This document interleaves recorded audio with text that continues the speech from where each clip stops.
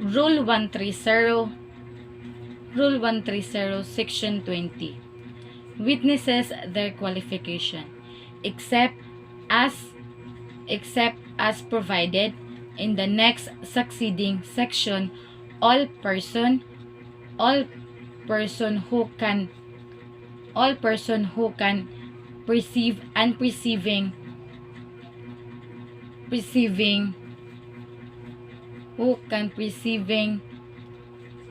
can make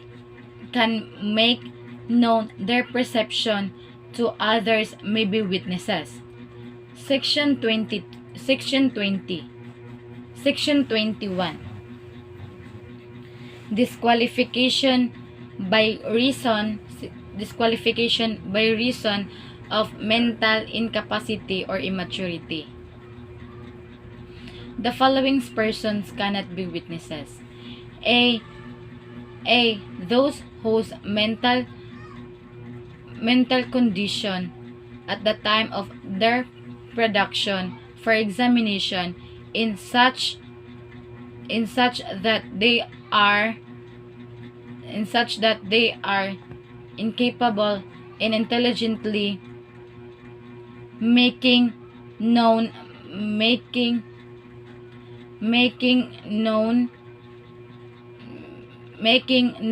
their perception to others. B.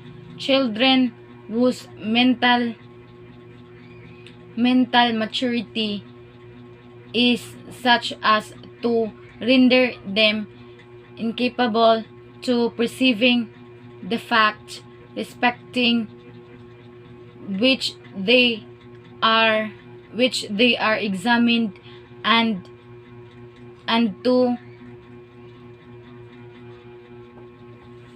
of relating them truthfully. Section 22. Disqualification by reason of marriage. General rule: during their marriage, neither the husband nor the wife may testify for or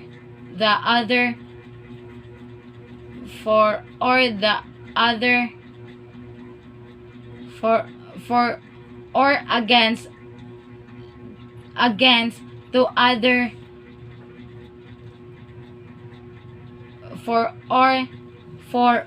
against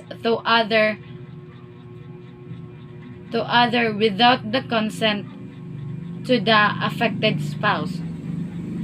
Exemption. In a civil case by one against two other, or in a criminal case for a crime committed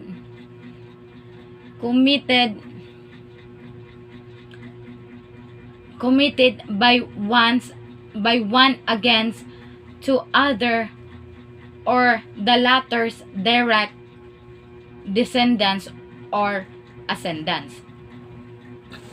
Section 24. Disqualification by reason of privileged communication.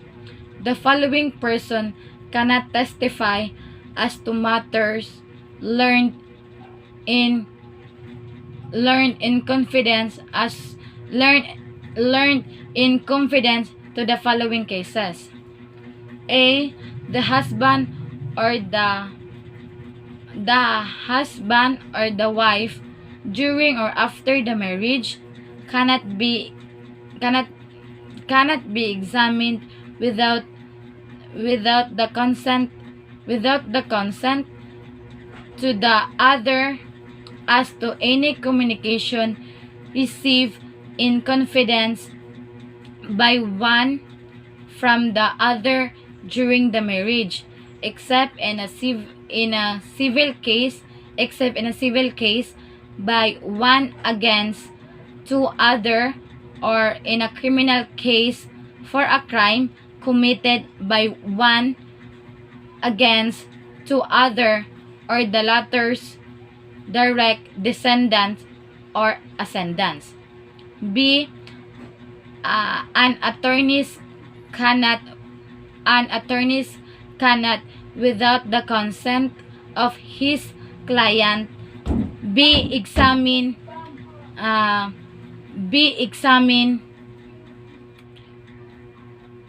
without the consent of his client be examined as to any communication made by the client to him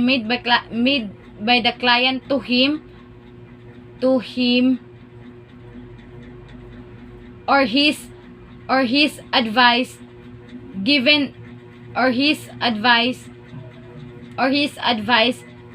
their own in the course for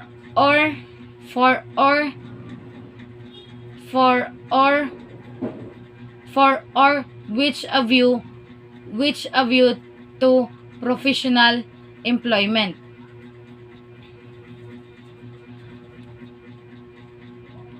We can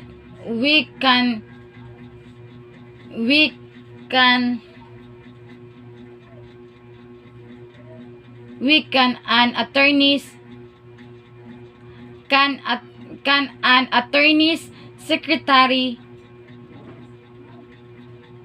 stenographer, or clerk be examined without the consent of the client and his employer concerning any fact the knowledge of which has been acquired in such capacity. C. A person authorized to practice medicine, surgery, or obstetrics cannot in a civil case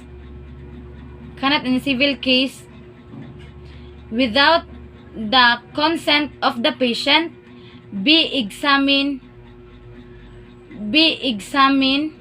as to any advice or treatment given by him or any information which he may have been acquired in attending such patient in a professional capacity, which information was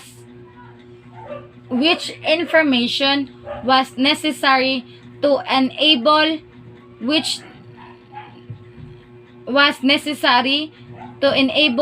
him to act in a capacity and